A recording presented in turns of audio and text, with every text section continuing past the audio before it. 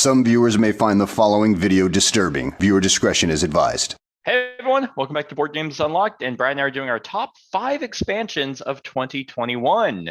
I believe last year, I'd have to go back and check, but I believe last year we were able to do 10 expansions. So. And this year I technically could have done it, but because I considered probably about 15, but I don't know. It wasn't as strong of a list for 2021, so the 5 plus the honorable mention I feel are really, really good expansions, and almost a must for every game that I have on here. Yep.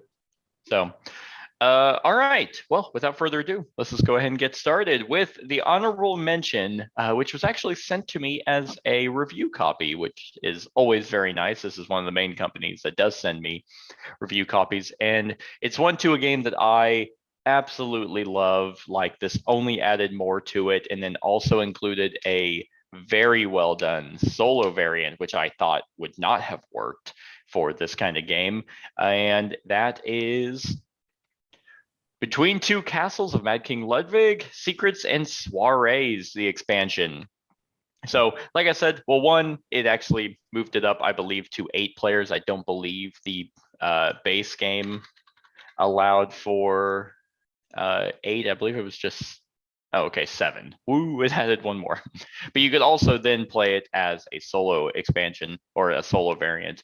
But this included 2 new types of rooms, which were secret rooms that basically copied, like they would have arrows that would point to the room. That means it would be a carbon copy of that room. Mm-hmm. Which of course added to placement, and then being able to combo off and get sets of certain rooms that got you the special abilities. And then also it added what they had in Between Two Cities, where you had higher value rooms, or buildings in that case, but rooms in this one that scored, but if they were adjacent to anything else, they wouldn't score. So it included it basically opened up the game a lot, and made you think a little bit more of spatial awareness of how you're going to be placing your rooms, that I ultimately enjoyed. It also was able to, it gave you a new way to actually organize the base game. And it's just, if you like Between Two Castles, then this is almost a must-have expansion. And if you are wanting a new game with a solo variant that replicates 3 people, it does that very well. I was flabbergasted. I guess I shouldn't have been, because Tapestry solo is replicating a 3-player game, but this is actually a good game, so I would highly recommend getting this expansion. That's it. I've never played anything. I've only played the base game of Castles of Mad King Ludwig. I haven't played Between Two Cities or any of that stuff. Gotcha. They're both really good.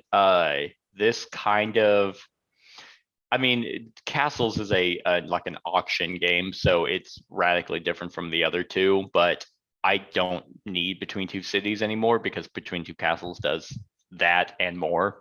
Right. So I think I still have Between Two Cities and its expansion, but I probably should just get rid of that, because there's no reason to have both. I'd rather just play this one. Right. Yep. That's my honorable mention. All right. Well, my honorable mention is it is a enemy expansion for a game that I own a ton of, and this was one of the coolest miniatures that came out for the one of the Kickstarters. And it finally got released this year because it was an add-on on the Kickstarter, so it didn't come out with the rest of the stuff. It came out in another way. Okay.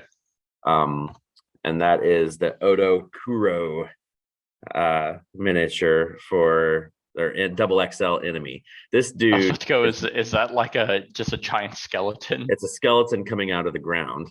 Okay. But if you picture the miniature, see the hand that's reaching out? Mm-hmm. A normal miniature is about those bottom 2 fingers tall. Oh, dang. So it's a massive skeleton coming out and everything. And Okay. it's awesome. I mean, it was a pain in the butt to put together, but Yeah.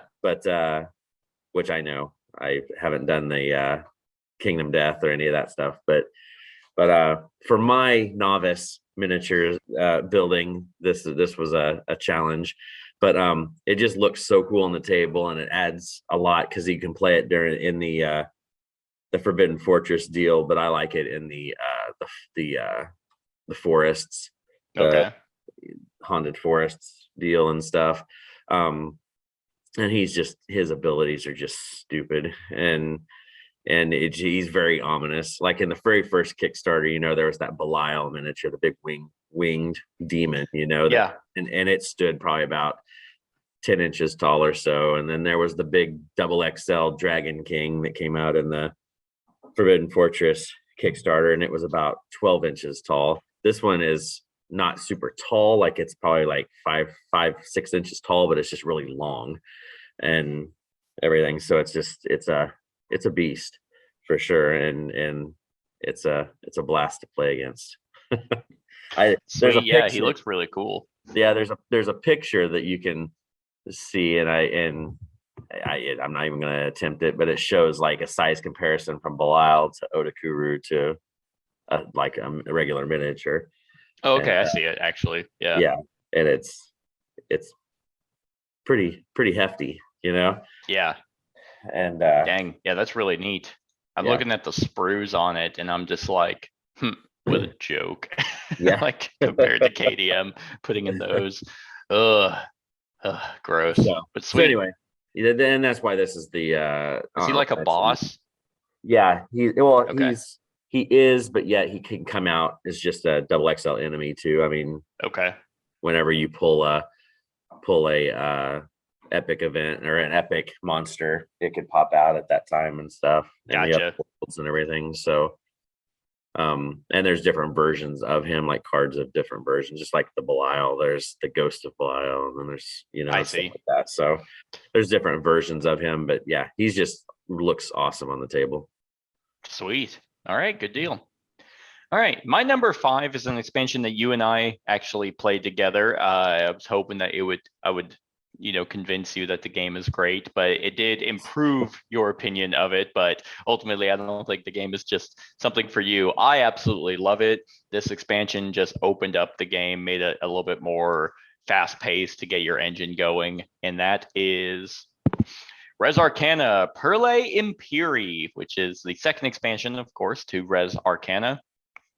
And this basically includes, well, it's like a water kind of theme, a lot of water creatures, trident, mermaids, but it adds a new resource, which are pearls. And pearls are basically wild for you, but they're also worth a victory point for every one that you have. So, I mean, this is, if you love Res Arcana, then this is a perfect expansion to go out and get, because there are so many cards that utilize pearls that then give you different essences. So you can discard a pearl for like 2 of any kind of essence.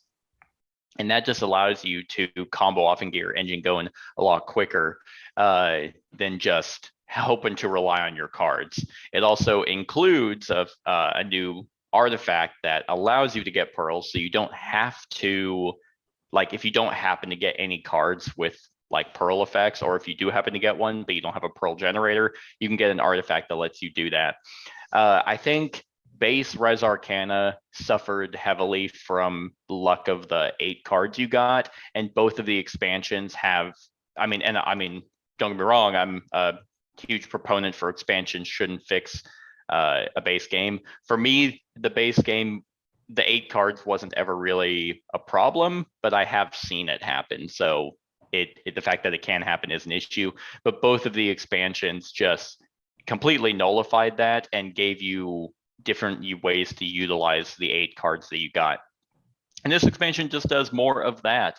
I love the theming of it, the really cool card effects. Like there was one where I was just able to put a pearl on a card, and then I was able to, every collection phase was able to get like more essences, which then in turn allowed me to combo off with other cards that got me a bunch of water to then buy the places of power. And then when you were playing, you just had a bunch of ways to get 2 essences, and then you turned them all in, and you got like 7 or 8 points just by turning them all in for pearls. Yeah. And I'm like, oh my God. I think because it does extend the game. It makes it to where you have to win with 13 victory points instead of 10, probably because the pearls are worth victory points. But yeah, I think the game ended like I had to like if I didn't like end my turn in a certain way, you had like 12 points and I had like exactly 13. Yeah. So I do believe this game is balanced, and it just adds more mages, more artifacts, and more cards. So I love this game, and if you do too, definitely got to check out this expansion. Yeah, like you had said. I mean, it made it a more enjoyable experience. It's still not a game for me necessarily, but it made it more tolerable. Like I would play it. Okay. You know, if it was asked, it's just not something I'm going to go out to buy or anything. Gotcha. Well, I mean, hey, that is an improvement. I think because prior you were like, I don't want to play this game, or you were kind of like, I should give it another shot. And well, because that for that time we played it, I just those 8 cards kind of we should have probably played it another couple times after that, just to, right. Well, I mean because if you get a card in like your 8, because theoretically by the rules of the game you're dealt 8, and then you look through those and pick one of your 2 mages based off that. We've talked about many times of house ruling it and drawing 10 and then drafting 8, or not drafting but keeping 8, just to mitigate the fact that you might get a card that is utterly useless. I think their thought process was because you can discard a card for 2 essences, then no card is useless. But that's lame to be like, oh, I'm going to draw the dragon satchel or the dragon egg, and I don't have a dragon. All right, I guess I'll just get rid of it. You want to use all the cards. So, and I believe these expansions have made it to where you can use all the cards in cool, interesting ways. So yeah, that's my number 5, Res Arcana, Perlae, Imperii. All right, my number 5 was kind of a last second add to this list, and it's not higher on this list mainly because I've only played with about half of the expansion. I haven't touched the other half yet because I don't have the game that the other half goes towards, and that's Undaunted Reinforcements. Where when we played this, and finding out the lack of, we both had issues with the 1v1 aspect of this. What this expansion does, though, I mean, one of the things is you can turn it into a 4-player mode. Don't do it. Don't even try it. I mean, but it turns every single mission from the 2 core games, the Undaunted Normandy and Undaunted North Africa, and you can play every single one of those missions plus the new missions that come in this box as a solo experience, a David Turksey solo game with the AI and all that stuff. So that automatically just right in my wheelhouse, solo play. Yeah. I mean, that was, and plus the box stores everything for the 2, so it's it was kind of a good idea to do this with the expansions and stuff. Like the reason, like I said, it's at this because I don't have North Africa yet because it's kind of hard to find on the sites I buy stuff from anyway. And so once I get that, if I would have had that, it probably would have went even higher because I feel like I'm only playing with half of this box right now just because of not having the North Africa stuff. But just knowing that I can sit down, the 1-player experience, the game doesn't take any longer. It actually probably takes a little shorter than a 1v1, and everything. So, and plus it adds, of course, you have to have the North Africa for this stuff. This is that part, but you get to have mines and you have air support. It's just kind of a cool idea, and like, this was something that they were smart to put out, I think, because Yeah, it turns it into full scale warfare instead of just like right, troops that are because running across the field. because we had our issues with the 1v1, Yeah. and stuff with the way the missions went and stuff. But when you're doing it solo, and it's faster experience. So hmm if you do get hosed or whatever, then you just pop in and do it again. It's Yeah. that was the thing that I always wished Memoir 44 had, was a solo type thing, because then you could play it solo, and you could play both sides, try it different ways, and stuff like that. Yeah. So, and which you can do that with this, you could play it as the good guys, the bad guys, or whatever side you hmm align with. But yeah, this was a definitely a smart idea by them, because I think the games would have kind of faltered and faded away a little bit if they didn't do something like this, with the Probably. solo community becoming such a big thing now. Yeah, and especially, I mean, you were talking about the Imperium Classics or Legends being so great solo, same Mhm. company, is Right. kind of like it seems like a no-brainer that they're like, oh, wait a minute, how about we actually make a great solo variant? Right, and David Turksey did that one too. Like, so I Yeah. think he's just kind of the solo. Yeah. He's my solo guy right now. I mean, sets all my he games up. kills it. Like he does fantastic solo variants. He just knows how to make. He just knows how to make them. Like some of the best solo variants. Like I'm like, okay, well this is amazing because he doesn't drastically change the game. You don't have to play all weird to try and make it solo. You still get to play the game, and then there's an AI component. Those are my favorite kind of solo games. Yep. So or solo variants, I should say. Right. So anyway, Undaunted Reinforcements. It's a good one. If you like Undaunted, definitely try this out. Cool.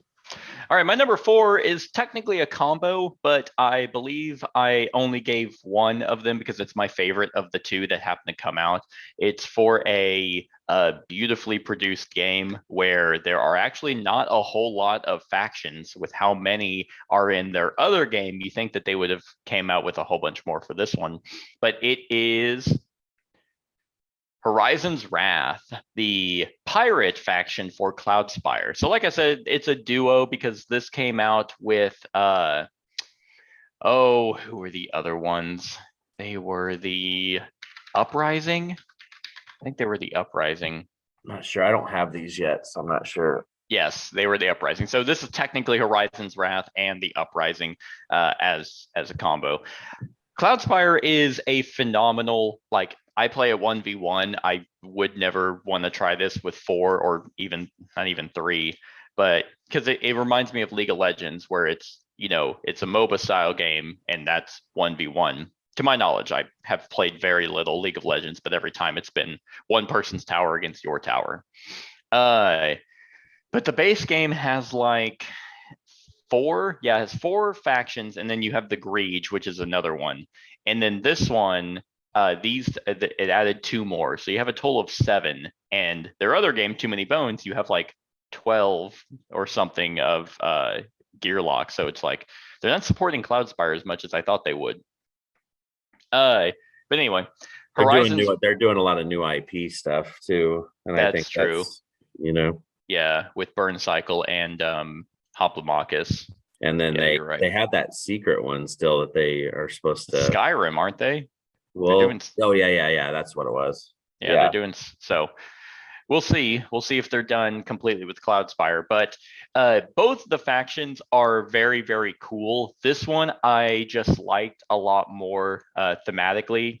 So they're pirates, like it's a pirate faction, and basically they have their upgrades are like cannons. So like each faction can like upgrade their own base, and that gives them different abilities and just access to different units. But this one, you can actually like shoot down onto the field with your cannons. You have a drawbridge that is what lets you get onto the overall map.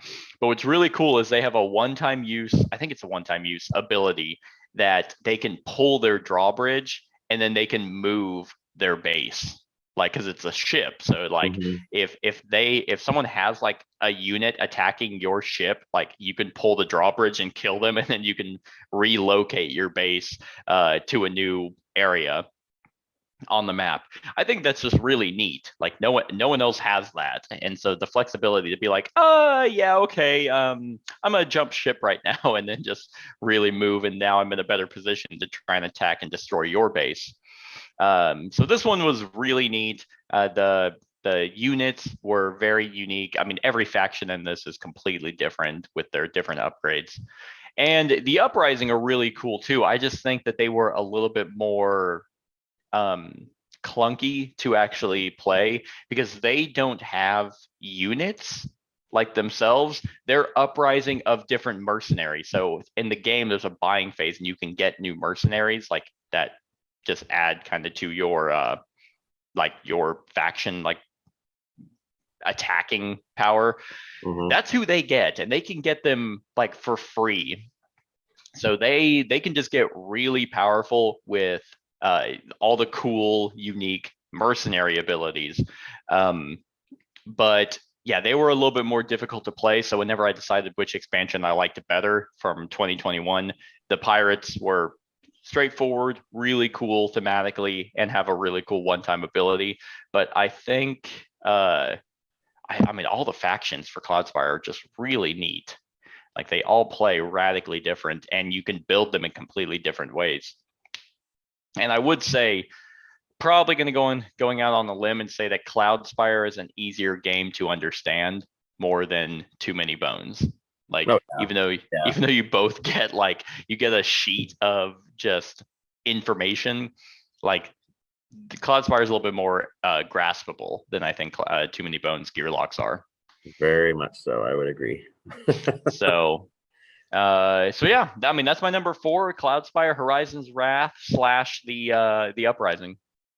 All right. Well, my number 4 is a big box expansion.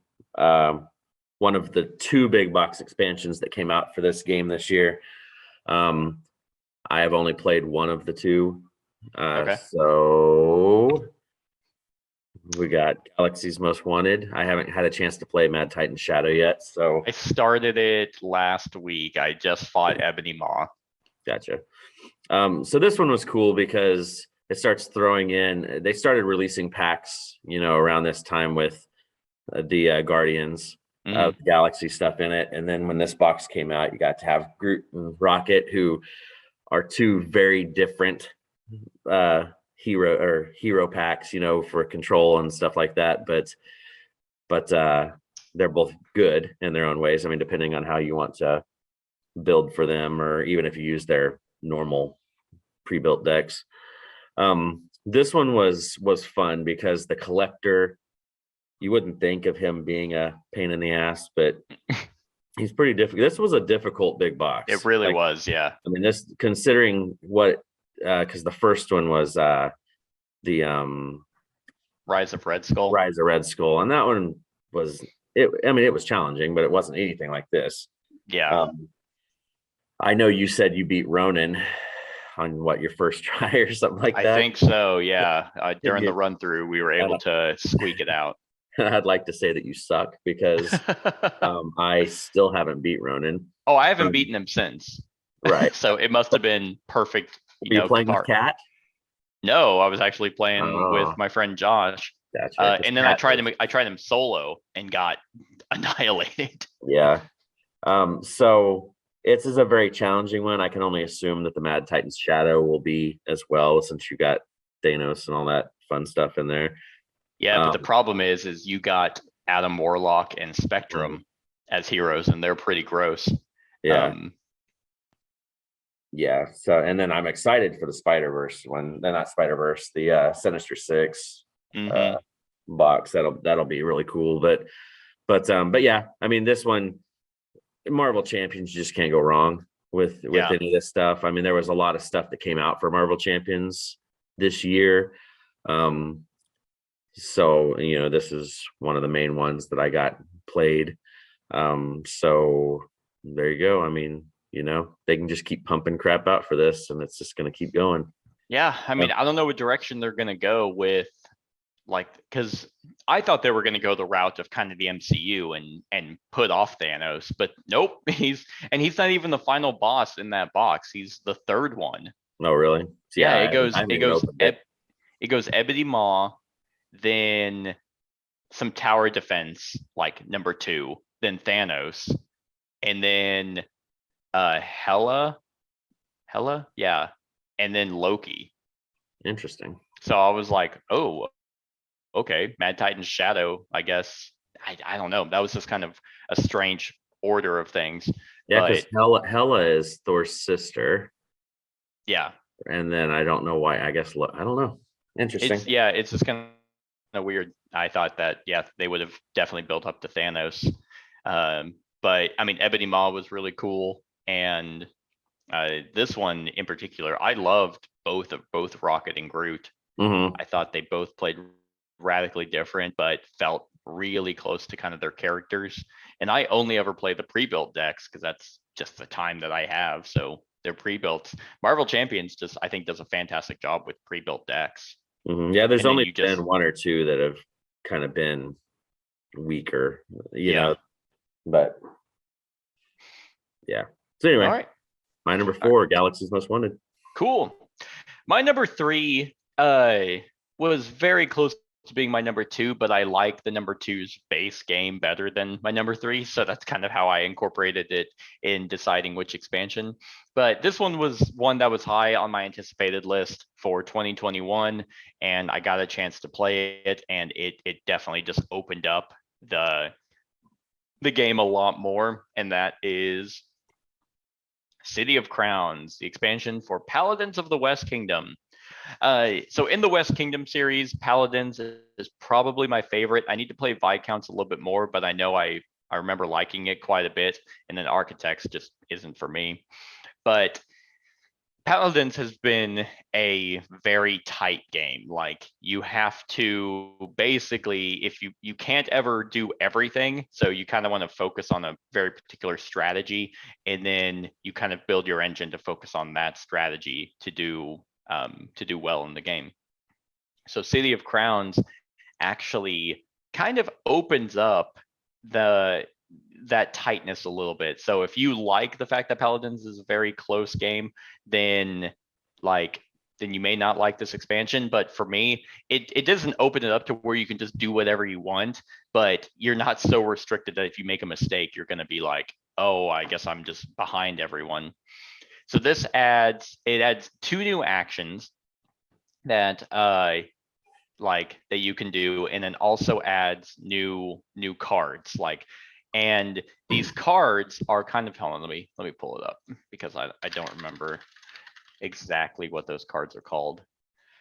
Let's see. Yeah, so basically you have, so you can muster and you can negotiate. Those are the 2 new actions. Negotiate allows you to basically get certain types of cards, and it kind of adds a set collection element where you want to collect different sets of the symbols, and there's 4 total symbols. But and then that's another way for you to get victory points. It also adds another tracker, like, you know how you have like the faith, the strength, and then like the red, white, and black. It adds a white, which is kind of your negotiating power, how you respond with the nobles to help you defend the kingdom against the people who are attacking. So whenever you negotiate, you can either, depending on your white tracker, how high that's up, you can either get like a really powerful, like, one-time thing, which gives you, some of them are like, it just gives you like free actions. It can give you like a free garrison. It can give you a free commission, but also increases one of your tracks by like 5. It could be like, oh, hey, get a free garrison and also increase your strength by 5. So it ramps up your tracks quite significantly. Granted, you have to then focus on increasing your white tracks so you can then get those cards, because they have a condition. Your white meter has to be at 5 before you can take this card, stuff like that. But because it drastically increases your other tracks, that therefore allows you to do other actions for a more powerful effect versus slowly increasing those by very small increments. Because by the end, the person I was playing against, I was playing this as a 2-player game the last time I was playing, and he was a lot more efficient than I was in terms of workers. But because I focused on the white, I was able to get 3 of my meters all the way up to the 20 point, and then the other one to I think it's 15 point. So I won by like 10 points just because I was focusing on that to swing it that up, or that high up.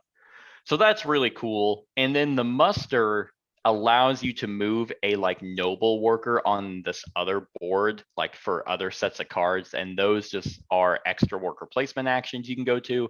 It also increases your white faction, and it allows you to get workers back. This expansion opened up so much in terms of strategy that it was absolutely on the list. This is a phenomenal expansion, and if you didn't like Paladins of the West Kingdom, or you thought it was a very like intense, like you have to go kind of in a certain order, this opens it up quite a bit. So that's my number 3, City of Crowns. Yeah, I need to play Paladins more before I start getting the expansion, because I played it and I like it. I just haven't got it to the table as much. Yeah, and I will say, yeah, that's actually a good point. Like I have played Paladins quite a bit, and this is one of those expansions that you don't just auto include, like, because Paladins is a pretty heavy worker placement game, especially because, like I said, there's nuances that you don't know. Like there's actions you take with 3 workers, but you only have a certain amount. And so if you do one of those actions, you're gonna be your turn will be over before everyone else because they're making things cheaper. Ooh, another thing this expansion brings is new, I think Paladins are what they're actually called, like your deck. And so because it adds new cards to that, you actually draw 4. You keep 1, put 1 on the top, put 1 on the bottom, and remove 1 from the game. So that in and of itself was a nice little change, because in the previous one, I believe you just drew 3, kept 1, put 1 on top and 1 on bottom. But now, since you're removing 1, there's no way that's ever coming back. And so you have to be like, there was a time in the last time I played where I was like, man, I really need something to be free. I really need like fortifying to be free. And I'm like, no way, I got rid of him. That sucks. So it adds a lot without adding a lot, if that makes sense. I'm just happy to see that you have a game with Miko art on your list. I mean, you know. But don't get me wrong, I was shitting on the people, the peasants that you hire the entire time I was playing this, but they're not on this box cover, so no. It's nice to look at. All right. So my number 3 is a game I was kind of late, an expansion to a game that I was kind of late to the party on, and you introduced it to me. So I went and I bought the big collector's box that had yep, you're welcome. The original, and I technically this is an expansion, but it's also could be standalone. You know what I'm saying? Okay. On an expansion, because it adds more to the game, and that's Cartographers Heroes. This was my number 7. I did consider this one. Yeah. Yeah, and so I hadn't played Cartographers until we played it that one day, and we just played with the heroes tossed in, with the heroes expansion stuff tossed in, and so then I played it without that, mine, to see what the differences was, and I really like the simple. It doesn't change the game much. I guess that's the thing. Like, it's one of those expansions that just adds more. Yeah. It doesn't fix anything. It doesn't do anything like that. It tosses in those heroes, which are kind of a neat mechanic, because then that lets you kind of fight off those monsters to help out a bunch, because those ambushes that you get, those monster cards and stuff, can wreck you. Yeah. Especially if you're playing with a smart person that knows where to put the stuff to right stuff. But especially, you know, with this, I like the idea with that big box I got of getting all the colored pencils and you know, and then I'm kind of lumping in, I guess, I don't know if this is fair or not, the map packs that came with this. I mean, those are expansions, so Yeah, but I mean, they're kind of lumped in with this, you know, they were part of the same Kickstarter and stuff. So those map packs are kind of neat because they change up. It's not just your whole, you know, piece of paper layout. You have different kind of setups and stuff and everything. So but yeah, you know, this one, and one other thing, this box added seasons. Were those in the original? I can't remember. Yeah. Okay, I couldn't remember what the seasons ones are, because like I said, I haven't played it a ton, but I know that I really like playing the base game with monsters and then playing this with the heroes, able to mitigate some of that. That was a big thing for me, and with this one being able to be played solo so well, that and being such a simplistic game as far as setup and tear down and a fast playing game, this was a good one for sure. Yeah, Cartographers is great. I'm not the biggest like roll and write or flip and write person, but whenever they do come in and they're really good, they're typically really good. Like Hadrian's Wall, Dinosaur Roar and Write, Cartographers. These are just like, oh my god, these are amazing.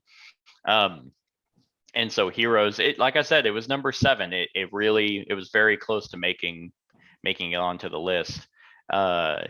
Because yeah, I mean, it technically is a standalone expansion. You can just combine it with regular Cartographers and include the heroes.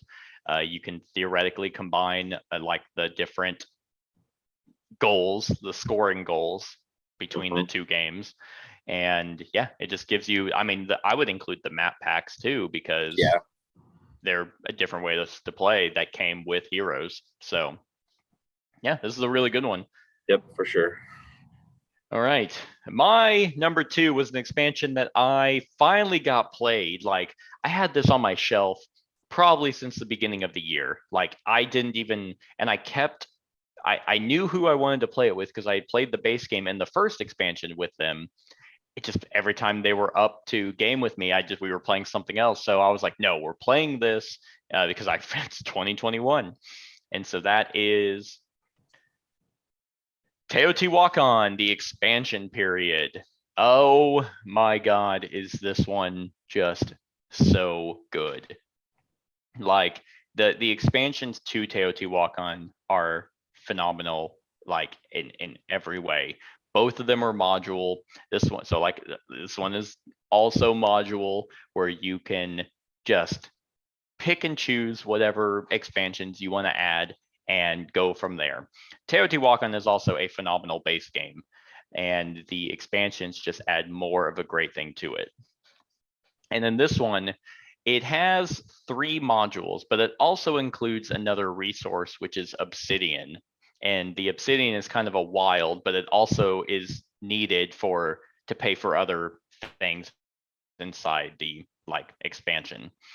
But having that wild resource is really good. And then with the 3 modules, one of them changes the palace area, which is very powerful. Like, you can go there and your extra dice just kind of are a multiplier really to the power of the die you're using to take that action on that particular tile.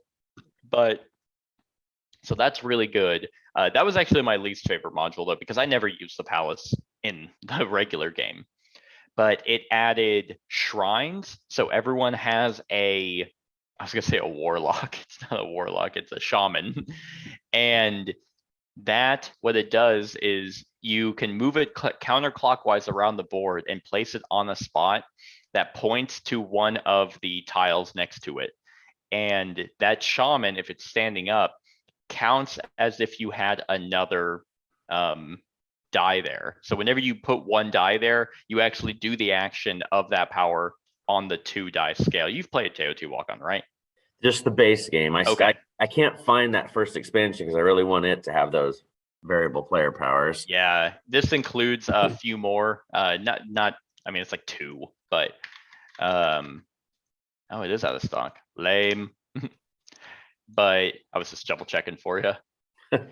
But yeah, so just the fact, I guess, like, I have really enjoyed expansions that open up the base game. Like, it doesn't change anything. Like, you don't have to be like, oh, this rule is, retconned. It's just like, oh, we're able to do things a little bit more freely, and by doing that, we're more efficient. So, and since everyone can do it, everyone's better and therefore more competitive.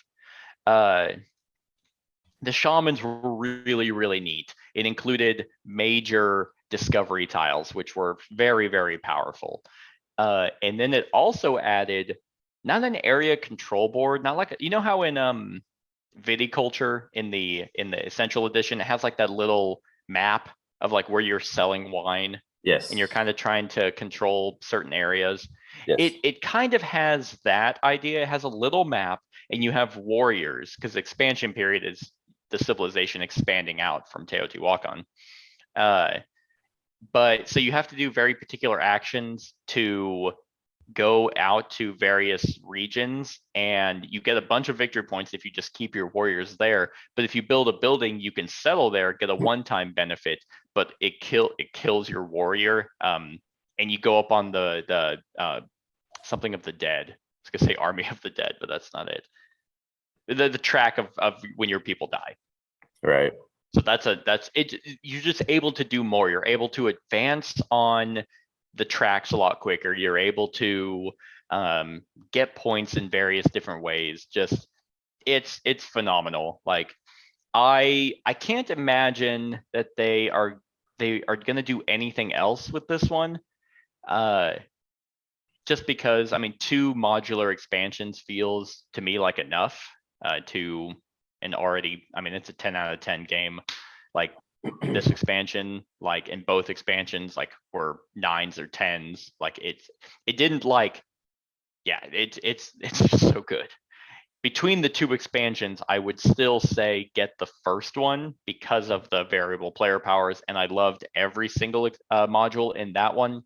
This one, there's, like I said, 3. 2 of them are freaking fantastic, and then another one is just good.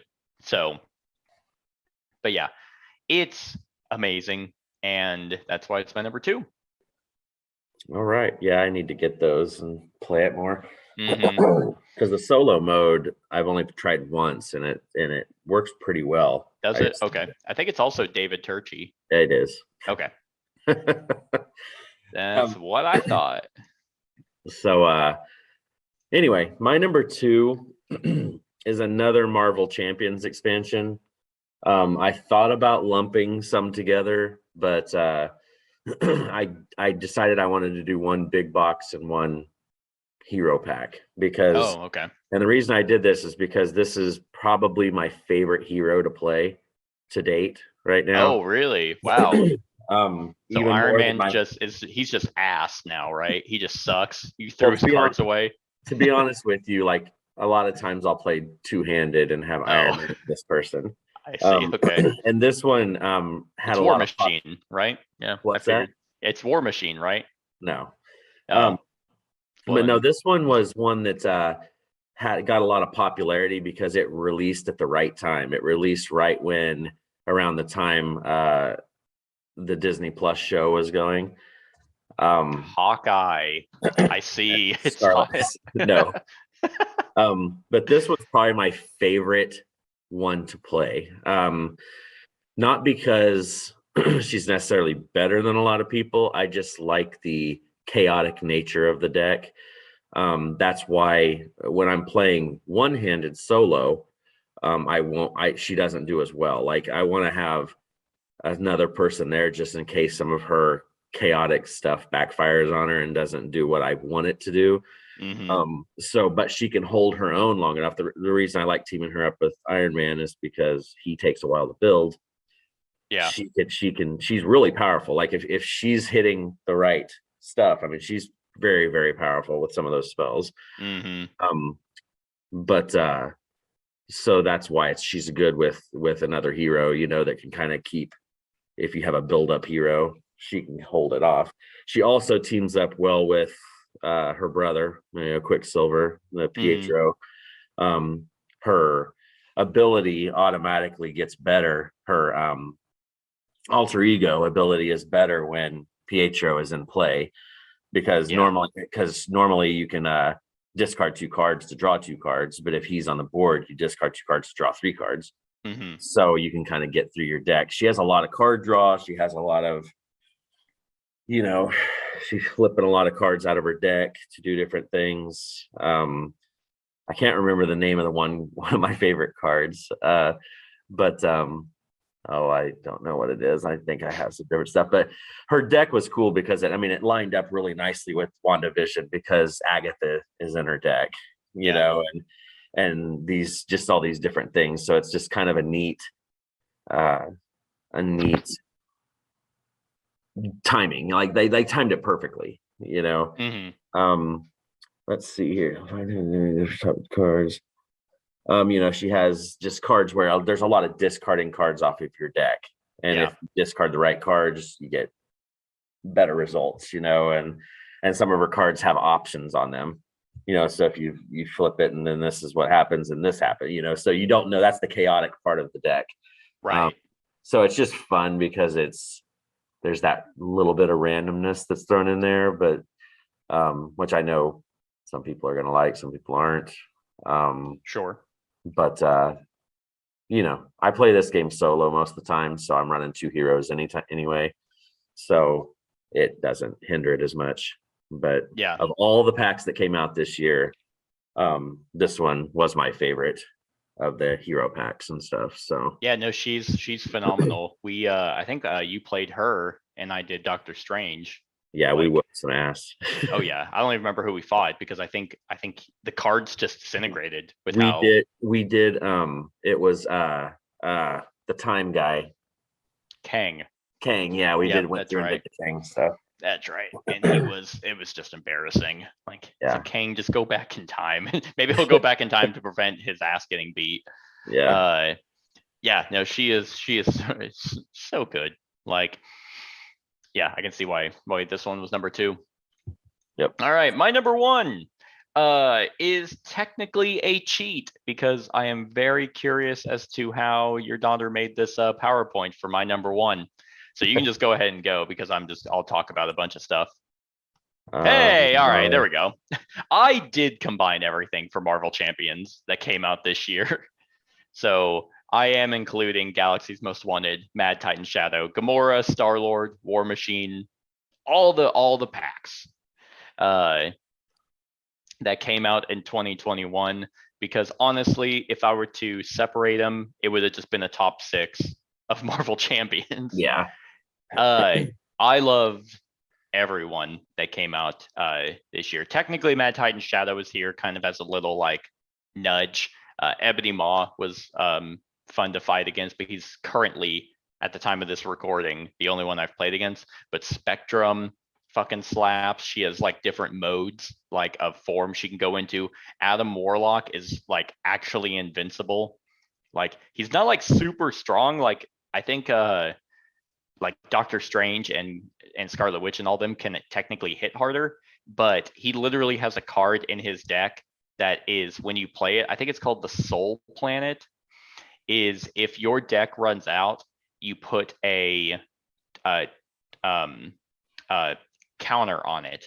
And then if it runs out and you have a counter, you remove the counter and you heal up to full health.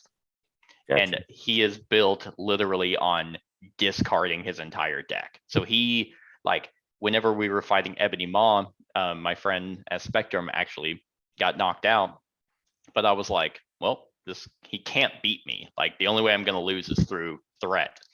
So Adam Warlock is insane. Gamora is probably my favorite to play as. The combo between playing attack cards and playing thwart cards and doing the opposite, like, oh, I do a thwart, now I do a damage. I do a damage, now I do a thwart. She combos off so well. Star-Lord was chaotic as well by doing more damage based off face down encounters. War Machine was, he would probably be my weakest out of all of them. Besides, oh wait, Venom came out this year too. No, Venom was actually my Yeah. least favorite. And Scarlet Witch. Don't forget Yeah. Scarlet Witch. Yeah, no, I did forget, but she is like she's in here. She's here in Yeah, yeah, spirit. But yeah, War Machine was he's really cool because he works completely different from, like, for example, Rocket has his ammo goes onto his weapons and he has ways to cycle those back and constantly change guns. War Machine actually uses ammo tokens to power up his weapons. So they're just killing it with Marvel Champion stuff. I get super excited whenever I'm being told that something is getting shipped. Like, I would actively like theoretically, I enjoy Arkham Horror, the LCG, like better than this one because it's a campaign kind of thing, and I can get immersed in the theme a lot more.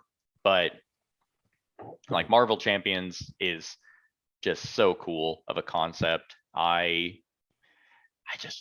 got rid of all my legendary stuff because I was like, I don't need both. Yeah, I think I'm getting ready to do that too. Yeah. I mean, yeah, legendary has every comic book hero and villain and stuff that you can think of, but it's not as immersive as I think Marvel Champions is. Yeah, and then I think we should be getting Vision here before long, and I'm excited to see what that. Oh yeah, I actually just got. I think I got the notification that I was charged for Vision. Yeah. So he's coming out. Valkyrie, I think, is next.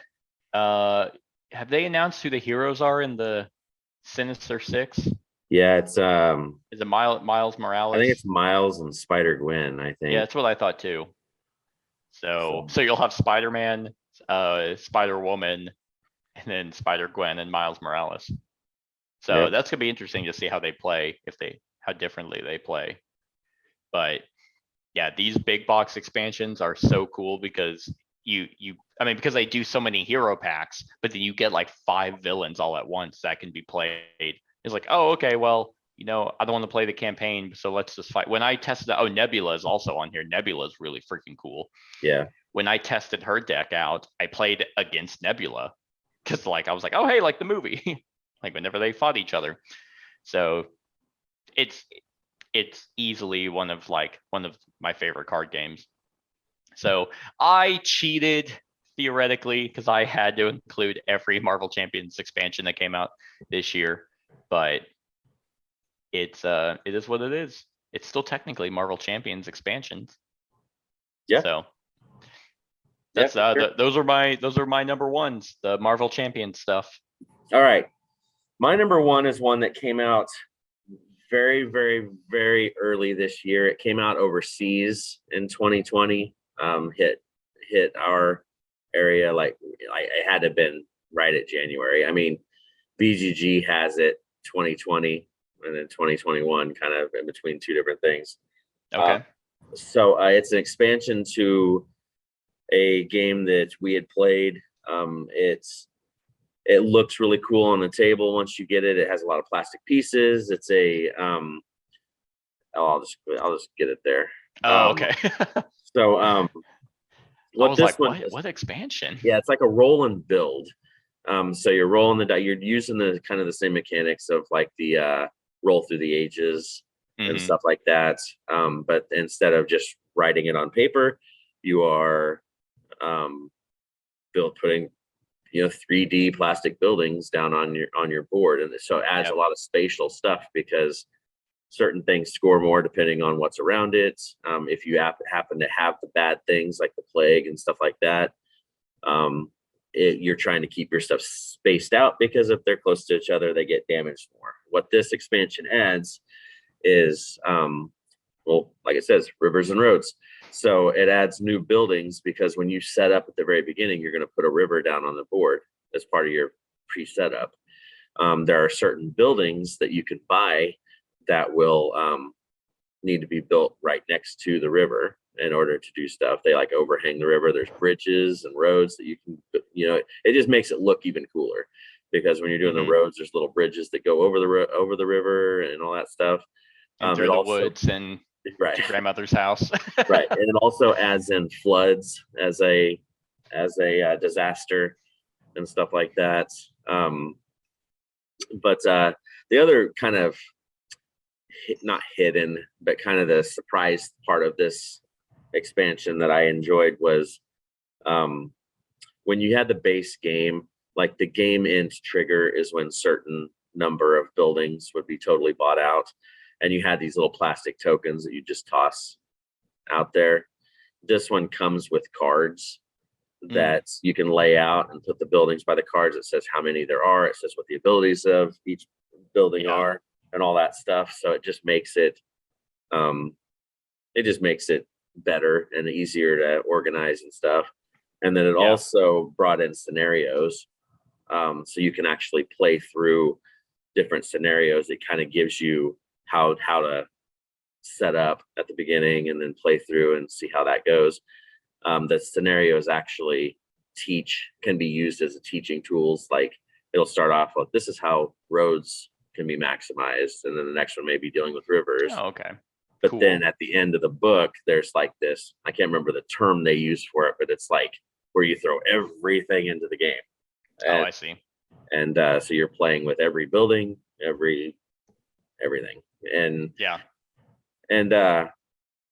I just really like it, I mean, because I really liked Roll Through the Ages in those games anyway, but this one just looks pretty when you build your city and you have all the stuff out, and the walls and farms and all that jazz. I didn't like Roll Through the Ages, but when we played this one, I ended up getting a copy of this and the expansion, like myself, because it changes and you actually have like stuff you're doing instead of just rolling to see what happens. Well, and it's not as punishing. Like true.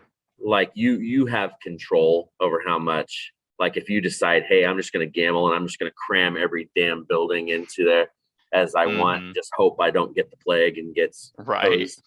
But I mean, you can mitigate that by how you build the city. You can kind of spread out. So when that happens, you're not going to get hindered by it a whole lot, So I think Kat tried throwing caution to the wind and didn't know that the plague was carried by the wind, and she had tons of deaths.